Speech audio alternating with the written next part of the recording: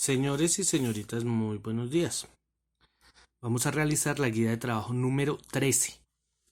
Eje temático Babilonia. ¿Listo? El Imperio Babilónico. Si nosotros recordamos, el Imperio Babilónico hacía parte de la Mesopotamia. ¿Listo? Entonces, punto 1. Ubica en el siguiente mapa la antigua Babilonia. ¿Sí? Si nosotros recordamos, acá tenemos la región de la Mesopotamia. ¿Listo?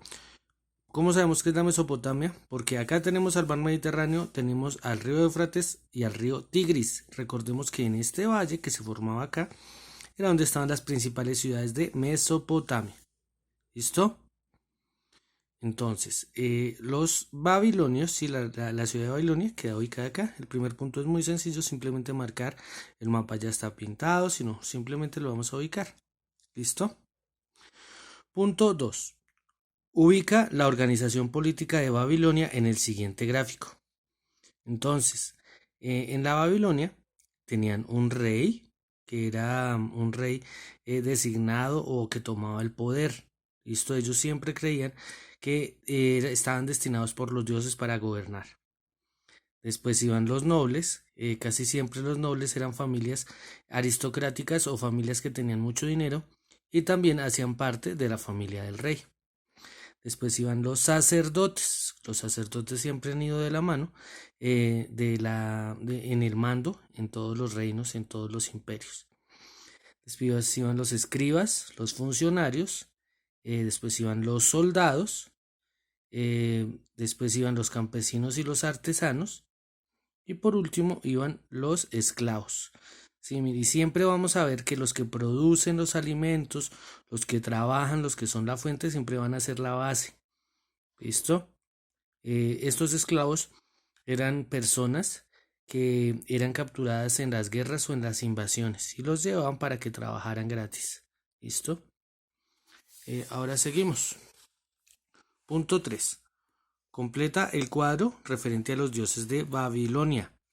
Estos dioses de Babilonia son los dioses en general los mismos que tenían en Mesopotamia. ¿Listo? Con algunos cambios o simplemente cambios de nombres, pero son los mismos dioses. Tenemos a Marduk, que era el dios de dioses y soberano de los hombres. Él en algún momento se creía que había bajado del cielo para gobernar a los hombres, a los primeros hombres. Anu eres el dios primigenio y padre de todos los dioses. ¿Sí? Marduk era hijo de Anu. Habían 3 dioses que habían iniciado. Uno de esos era Anu, ¿sí? Uno de los dioses iniciales. Luego seguimos con Enlil, que era el señor de los cielos y de las tierras. Después va Ea, que es el señor de la tierra, el creador, por decirlo así, de los hombres, era el que regeneraba a los hombres. Después va Sin, que es el dios de la luna, es el que representa, es el representado con la media luna. Después va Shamash, que es el dios del sol y de la justicia. ¿Sí? Él era el que regulaba. Por eso siempre el sol ha sido como la fuente de todo, de todas las sustancias que tienden a regularse. Por eso era el dios de la justicia. Y después iba Ishtar, que era la diosa del amor, de la belleza, la vida y la fertilidad. Se relacionaba que Ishtar era la esposa de Marduk. ¿Listo? Diosa del amor, de la belleza, de la vida y la fertilidad. Siempre vemos que la figura de la mujer es una figura muy importante. Vamos entonces ahora con un dibujo muy sencillo que simplemente nos pide que completemos las actividades económicas del Imperio Babilónico. Vemos acá un barco, ¿sí? Entonces ellos se dedicaban a la pesca. ¿Listo? Vemos que tienen muchísimos cultivos, ¿sí? Entonces vamos a hablar de la agricultura. Vemos acá que tienen animales, vamos a hablar sobre la ganadería, tienen animales, vacas, cabras, gallinas. Y por último, vamos a hablar del comercio. ¿Sí? Recordemos que casi siempre todas las actividades comerciales estaban reguladas por la corona, por el imperio, por el rey. Y eran ellos los que ponían y decidían cómo eran los precios y cómo debía ser el intercambio, porque a veces no se realizaba un intercambio monetario, sino era un intercambio entre bienes. Por ejemplo, digamos, tenían caballos, los cambiaban por vegetales o por granos. ¿Listo? Cinclo. Completa el cuadro con los aportes más importantes dejados por este imperio. ¿Listo? Entonces, en la astronomía, uno de los descubrimientos más importantes fue el de los ciclos de los eclipses. ¿Sí? Matemáticamente ellos llegaron a describir cómo cada cuánto se realizaban los eclipses, observando el movimiento de los astros. Descubrieron el ciclo de los saros. ¿Listo? Un saro equivale a 223 lunas. Los aros es cuando el Sol y la Tierra vuelven después de muchas lunas a una posición exactamente igual. ¿Listo? En matemáticas realizaron cálculos aritméticos y métodos algebraicos para resolver ecuaciones. Fueron los primeros que plantearon la resolución de cualquier problema mediante ecuaciones matemáticas. Utilizaron el cálculo y la geometría. Para astronomía, ¿listo? También utilizaron la trigonometría. Ellos fueron los precursores de las matemáticas. Por ejemplo, digamos en geometría se cree que se inventó más o menos en el siglo XV, pero nosotros vemos que estos señores del Imperio Babilónico, sí, 17 siglos antes ya habían inventado la geometría. Ellos utilizaban unas tablas, ¿sí? Donde tenían ya de una vez cálculos simplemente para utilizar. La escritura, ellos implementaron y perfeccionaron la escritura cuneiforme. Cuando hablamos de la escritura cuneiforme, es esa escritura que se desarrolló en las tablitas en las tablas y tablitas de arcilla o tablas de madera, mediante el uso como de cuñas, como símbolos pequeñitos, como trazos muy pequeños. ¿Listo? Utilizaron tablillas de arcilla y otros elementos para plasmar ideas.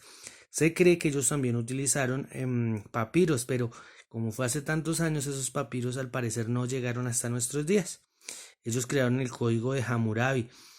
Recordemos que este código de Hammurabi es uno de los precursores del derecho moderno, donde se tiene que restituir a un hombre. Si un hombre comete un delito contra otro hombre, tiene que restituirlo de una manera proporcional al delito cometido. 6. Investiga cómo fue su organización social y quién la regía. Ya habíamos dicho que la regía el rey, ¿no? Entonces, cada dinastía tenía su propio grupo familiar. Tenía un rey y funcionarios. Además tenía la nobleza, sacerdotes, funcionarios públicos, campesinos y artesanos. ¿Listo? Lo que pasa siempre cuando llega una persona al poder, designa a gente de confianza para realizar tareas importantes. ¿Listo? Seguimos. Completa el mapa conceptual sobre la educación en el pueblo babilónico. ¿Listo? Entonces tenemos la educación. La educación estaba regida por tres rangos, ¿no? Entonces los que estaban en el rango social bajo medio, ellos simplemente accedían a la educación del oficio de artesanos y al oficio de agricultores, ¿sí?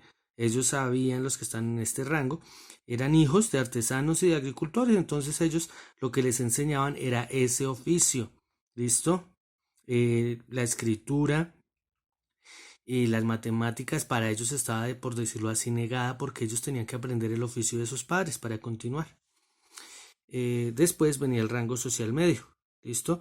Ellos podían recibir instrucción militar, podían recibir instrucción para escribas, que eran los que llevaban los códigos, y administración. Ellos ayudaban en parte al gobierno, ¿sí? Acá ya están los militares, ¿sí? Y ciertas personas que podían acceder a cargos medios. Y por último está el rango social alto. Ellos tenían conocimientos en matemáticas, ¿sí? Ellos eran ya como los que podían acceder a esos conocimientos. Tenemos que podían acceder a astronomía, geometría, religión, aritmética, escritura, cálculo y administración. Ellos eran los que realmente podían acceder a el cúmulo de conocimientos escrito que ya había, y además también los tenían en un grupo de profesores que eran los encargados de realizar estas tareas para que para ellos fuera muchísimo más fácil. También era un grupo que participaba mucho. Los profesores también tenían, los hijos de los profesores también eran formados para ser profesores. Listo, ahora vamos con ley del talión. Listo. Principio de justicia retributiva, en el que la norma impone un castigo que se identifica con el crimen cometido, obteniendo reciprocidad. Ahí es cuando hablamos del ojo por ojo, ¿sí? Pero no tiene que ser como tan directo, sino simplemente es algo que dice que si por ejemplo yo le robé a mi vecino una vaca, tengo que devolverle una vaca. ¿Listo? Ahora, investiga los aportes dejados en el Imperio Babilónico. Tenemos la escritura cuneiforme, perfeccionada porque ya venía de antes. Un sistema de numeración cuneiforme. ¿Listo? Cuando hablamos de un sistema de numeración, ellos comenzaron a utilizar los números, ¿sí? Unos números para contar, porque ellos tenían que tener contabilizado sus propiedades, sus animales, sus granos. Entonces ellos comenzaron a utilizar un sistema de numeración que también pudiera ser escrito. Tenían estudios detallados de astronomía y de geometría, relacionados con cálculos y aritmética para verificar los eclipses y los saros. Desarrollaron también, uno de los fuertes de ellos fue la arquitectura. Ellos desarrollaron la arquitectura en terrazas, ¿sí? Y castillos. Cuando hablamos de las terrazas es cuando es como si fuera por niveles. Lo mismo los castillos, los sigurat que se llaman. De acá nosotros reconocemos una de las grandes maravillas del mundo, que fueron los jardines de Babilonia, el mundo antiguo. Acá está este señor que fue uno de los grandes reyes que tuvo el imperio babilónico. Se llamaba Nabucodonosor. Fue un gran conquistador. Construyó múltiples palacios, entre ellos los jardines colgantes de Babilonia, que son una de las maravillas del mundo antiguo. Él desde Babilonia hizo que su ciudad comenzara a dominar, su región comenzara a dominar. Por eso recordemos que cada uno de esos imperios se denomina según la ciudad. Listo, señores y señoritas, que tengan muy buen día y manos a la obra. Muy bonitas las guías, ¿no? Decoradas con colores. Gracias.